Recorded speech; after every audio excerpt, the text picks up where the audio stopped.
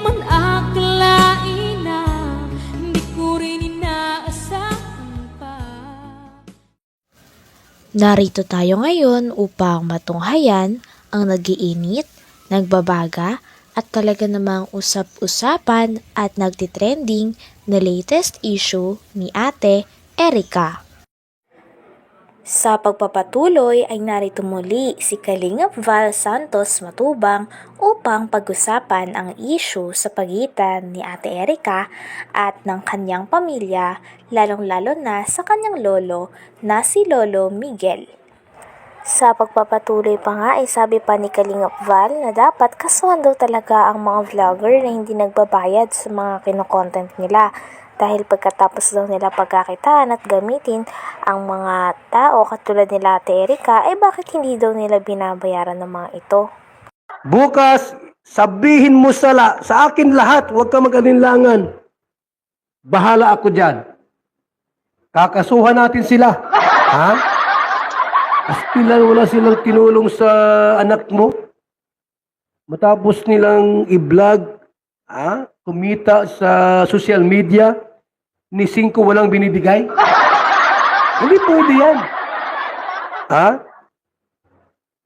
Nasaan yung mga records natin dyan? Wala ba dyan mga records na nagbibigay si Kalingap Prab? Baka naman may nagbinigay dito at madadali tayo. May nag-comment. Kuya Bal, nagbigay si Kalingap Prab bawat vlog. Meron palang binibigay. Paano ito? Baka tayo matalo sa kaso. Bawat vlog ni Kalingap Prab kay Erica, tumatanggap ng 5,000. Minsan 4,000. Ay bayad na. Wala na. Talo tayo dito pagayaan. At saka Kuya Bal, may mga grocery pa. Patay kang bata, kang ini at Ate Gina. Paano manalo tayo nito? May nag-comment dito. May nagbigay rin po ng 10,000 mula sa sponsor. Ba't mo sinabing walang binibigay? Mayroon pa nag-message dito. Kuya Bal, nakita ko doon sa pang 23 vlog, 10,000 ang binigay. Paano ba ini? Mayroon pa nag-message dito, mula kay Pedro Muit. Kay Tulpo. May binigay daw po kay Erica.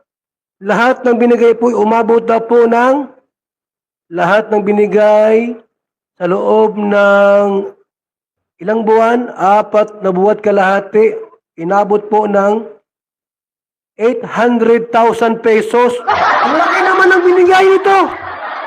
Kasama raw po ang mga package, ang mga sponsor, pera at sweldo. Paano ito? Sabi pa nga ni Kalingap Val ay kahit ano pa daw mangyari, dapat daw may utang na loob daw sa Ate Erica. At si Ate Sheila may pati ang mama nitong si Ate Gina sa Kalingap. Dahil kung wala daw ang Kalingap, ay hindi daw makikilala nila Ate Erica si Sir June A na nag-sponsor para sa bahay nila. Kaya dapat malaki daw ang utang na loob nila sa Kalingap dahil Kalingap ang nagpasikat kay Ate Erica. Ito po, ngayon pong alas 8 ng gabi, panoorin niyo po. Ni-rape ng ama yung mga anak nito. Huwag kayo magtawa. Dapat barilin natin yan. Marmalite natin yan. Yung tatay. Pagkatapos ma-rape yung mga anak, 2 anak, yung tatay po nagpakamatay. Grabe pong nangyari sa pamilyang ito, mga Kalingap, mga kaibigan. Sobrang kawawa po't kahabag-habag itong na-scout na pamilyang ito. Kamukha ni Erica, mga anak. Ay, sa ating lahat po, magandang gabi. Hello kay Victoria Salinas. Binigay, relo, singsing, damit, gamit. Sa kusina, daming binigay. Bawat vlog.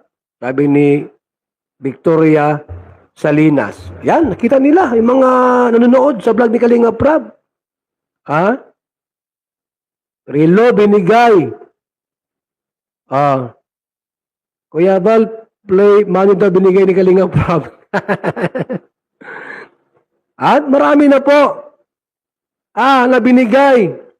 Lahat ng meron sila because of Kalingap. Lahat ng mayroon sila because of Team Kalingap. Kung wala ang Team Kalingap, hindi sila makikilala ni June A. Ito yan. Kung wala ang Kalingap, hindi makilala ni June A si Erika. Binigyan ng motor. May bahay. Ate Gina, Nay, pupuntahan kita dyan at mag-usap tayo. Lahat ng problema mo, ilapit mo sa akin. Akong bahala sa'yo. Tutulungan kita. Ha? Para lahat ng iyong mga hinaing ay ate pong mabigyan ng solusyon. Mga Kalingap, aki pong live premiere 8:30 po. Ayan Kaya nga, sumatotal ay gustong tulungan ni Kuya Val si Ate Gina na makita kung sino-sino ba talaga ang vlogger na hindi nagbayad kay Ate Erika, sapagkat ang pagkakalam ni Kalingap Val ay sila Kalingap Prab ay nagbibigay ng mga pera at mga allowance sa kanilang mga vlog. Kaya kung mapapatunayan daw ito ni Ate Gina ay dapat kausapin ito si Kalingap Val ng harapan. Tawagan daw ni Ate Gina na mama ni Ate Erika si Kalingap Val upang makipag-usap at malinaw ito. After mang rape, nagpakamatay.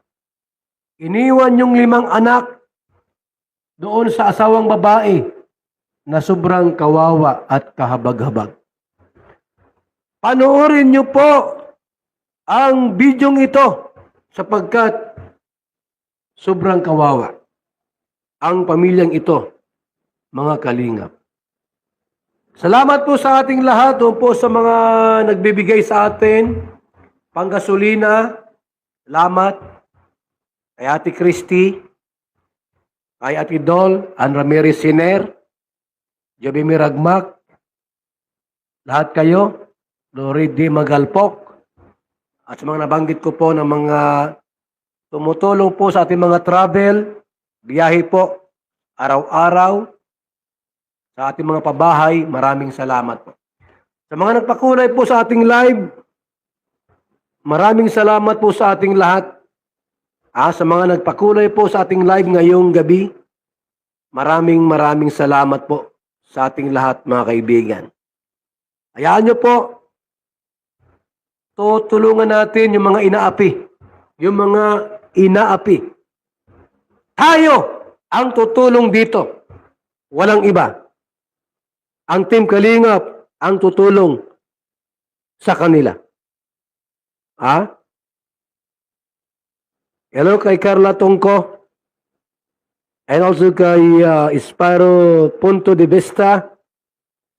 And Bicolana Channel. Shout out po. Magandang gabi sa ating lahat. 1 minute bago mag-start ang ating pong live premiere. Sana lumipat tayo doon sa ating live premiere po. Isang pamilya po na sobrang kawawa sapagkat yung anak niyang 2 ni-rape ng tatay. At after ma-rape, uhulihin ng pulis, paglipas ng ilang buwan, nagsumbong yung mga bata sa DSWD, nagpakamatay yung tatay. Napakasalimuot ang nangyari sa pamilyang ito. Salamat po, mga Kalingap. Kayo po sa ating live premiere. Bye-bye muna. Thank you so much. God bless.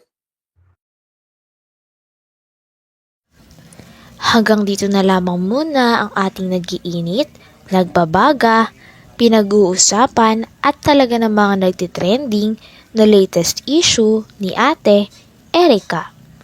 Maraming salamat sa inyong panunood. Hanggang sa muli. Bye!